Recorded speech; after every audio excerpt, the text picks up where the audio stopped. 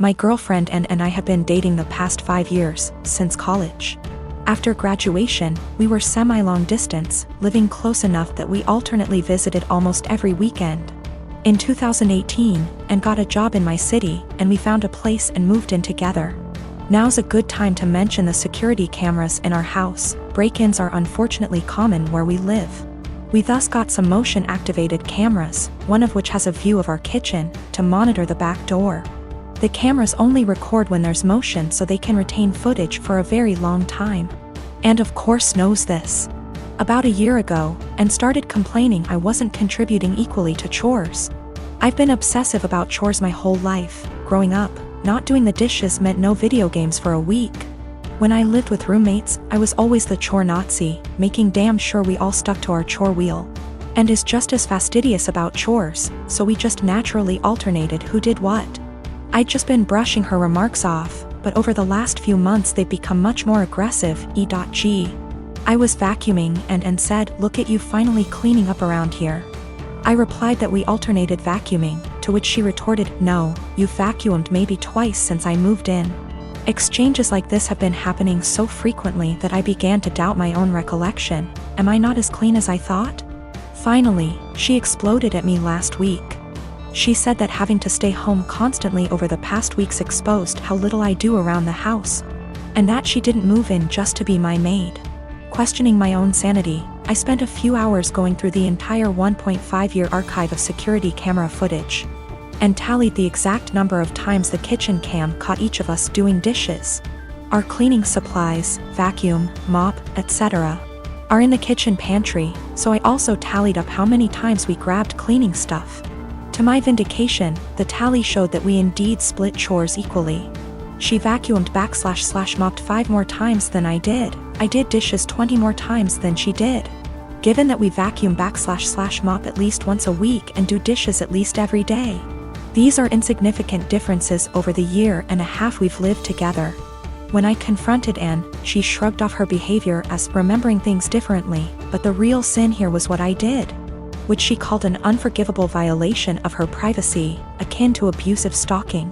She has broken up with me and is trying to move out, although obviously this is difficult due to current circumstances. I'm totally heartbroken, and was the love of my life, and I can't believe she destroyed our relationship like this. To make matters worse, she told many of our friends, who are mostly siding with her. They've been texting me that what I did was creepy, abusive, controlling, invasive, etc. I'm at a loss. I'm beginning to think I'm the one who's off base here. Background about my sister. 2 years ago, my sister was killed in a car accident. She was riding with a friend to the mall, the friend's parent was driving, and teenage boy plowed through a red light while texting on his phone and hit the car my sister, Carrie, was in. Carrie was killed instantly and her friend, June, was in a coma for 3 weeks before her parents took her off life support. When Carrie passed, I was devastated and angry and just not in a good place. Carrie and I had been extremely close. Despite a 7-year age gap between us, we enjoyed a lot of the same shows, we went to concerts together. We volunteered together, and I took it upon myself to guide Carrie like any big sister would do. Our parents were extremely busy with work most days, and Carrie and I would often cook together and do crafts when we weren't too busy with school work. Carrie wanted to be a NICU nurse when she grew up, and I helped her find a volunteer position at a local hospital to help get her gain some experience being around patients. In short, Carrie was my sister and best friend, and when she passed, I was a mess. The last craft Carrie and I made together was a set of candles. We bought the wax at a local craft store, and we both made each other a candle and decorated the jar it was in. That was the day before she was killed. At her funeral, Carrie was buried with the candle I made her. The candle Carrie made me sits on my desk next to my favorite picture of her and I together at the beach. Or it did, until last week. Background about my boyfriend. I met my boyfriend about 1.5 years ago, about 6 months after Carrie passed.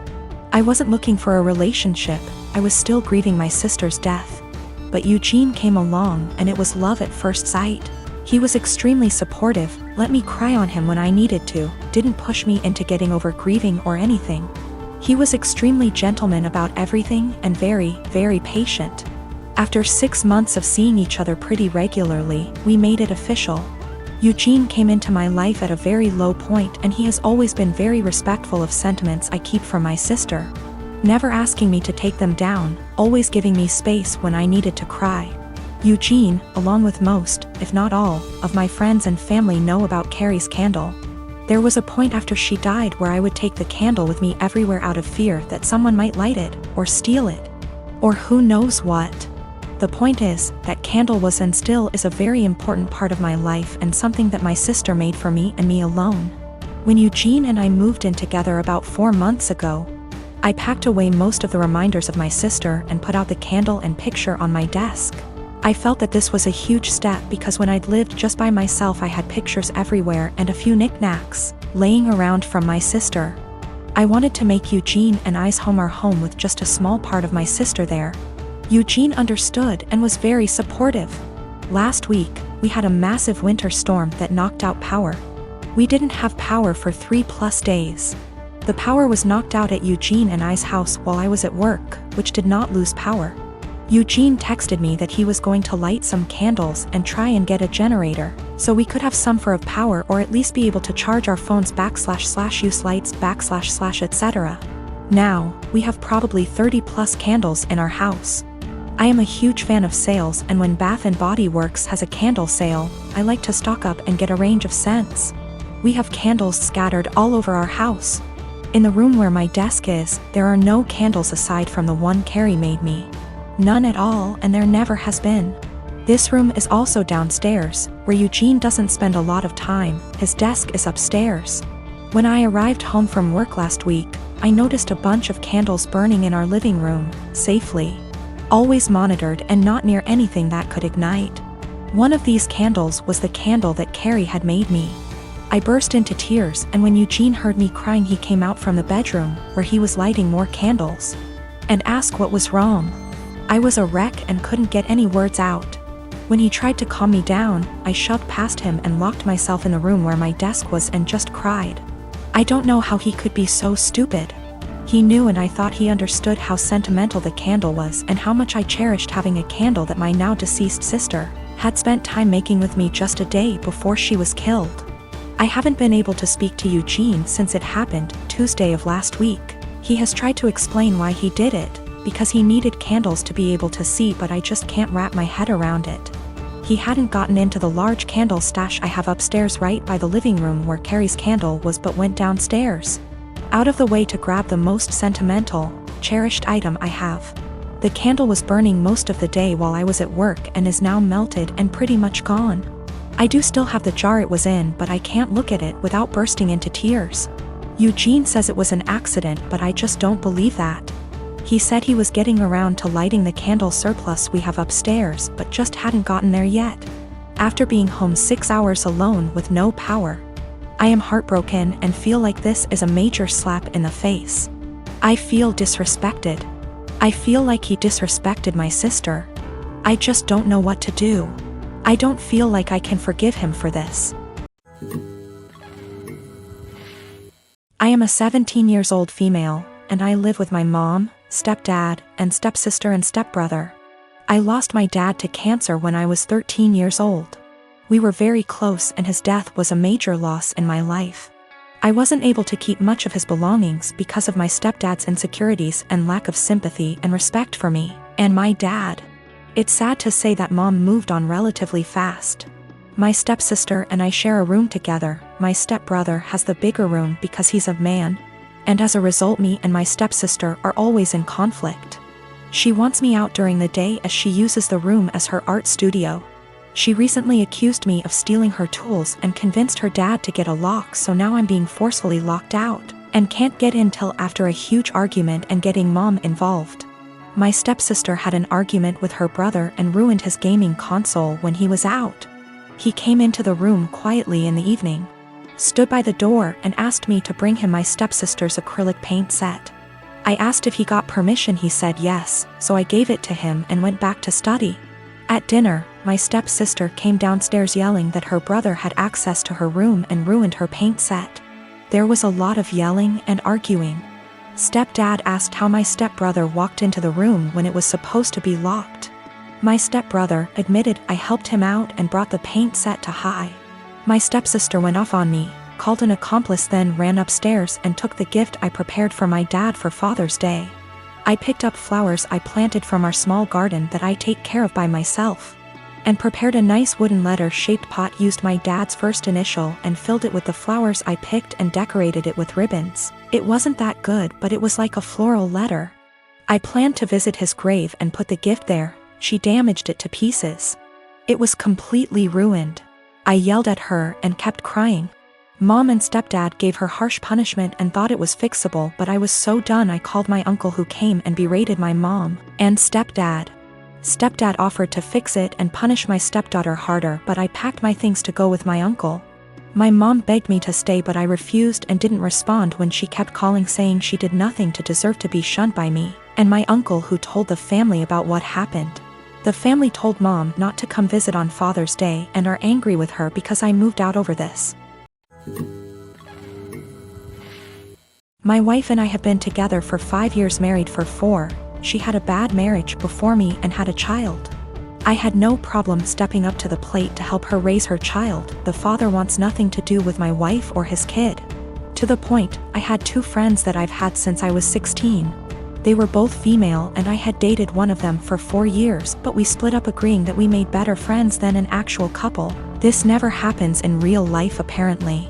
She's always been my go for advice, and I made our friendship 100% transparent for my wife when we first met, and never did anything.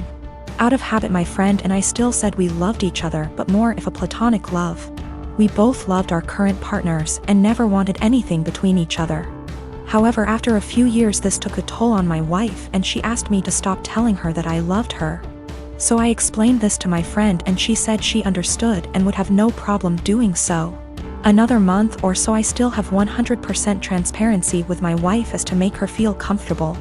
I got deployed and my friend had just had her baby and asked me if I wanted to FaceTime to see her. I said yes, naturally happy for her and her husband. After a nice chat and meeting her new son, I got a call from my wife a few days later asking if I had talked to her KN FaceTime. I told her that I had and why, also telling her what we had discussed. My wife then didn't talk to me the rest of my deployment. When I got home, I explained that I was sorry it hurt her feelings and wanted to make things better. She told me to never talk to her again. I tried to explain that it was just a friendship and that neither of us wanted a relationship. My wife took it upon herself to call her and tell her that if she didn't stop talking to me forever, that she would tell my friend's husband that we were having an affair. She did not tell me any of this. I quickly noticed she had blocked me on everything, including my number. I had no idea what happened, so I confronted my wife and she told me that she was certain I was cheating on her, and that my friend and I were having an affair. She then told me that she had called her and only asked her to not talk to me anymore. I was slightly upset but stood by her decision and held no grudge. I feel like this event led to the breakdown of everything. She started to have no trust in anything I did, constantly going through my phone, and she would constantly lock her phone, or lock herself in the bathroom talking to someone on the phone. She started blaming her job for her unhappiness. I told her that I could pull extra hours at work if she wanted to quit to find a new one. She quickly quit her job and made no attempt to find work again. I was enlisted at the time. She said she hated that I was gone all the time, so I offered to go reserves to be with her more. She said that would fix it. So I got a civilian job that paid decent, but we had to move. The job is stressful and I'm not very fond of being a civilian. She has now come to the conclusion that I need to get out of the military and quit my civilian job, and we to move again, and that's the only way she'll be happy. I feel like I've given up everything for her to be happy. I'm trying to show her the logic that there is no way for us to survive if neither of us works. I love my wife and don't want a divorce, but I feel like she will never be happy and I'm not sure how to fix it. She blames everything on me and says that I'd be happier with someone else, or says she's leaving again. I'm currently deployed again, and the last week I was home she wouldn't talk to me or spend time with me and our daughter. She would lock herself in the bedroom all day. Then at night she would call me names and say I don't care about her and I never spend time with her.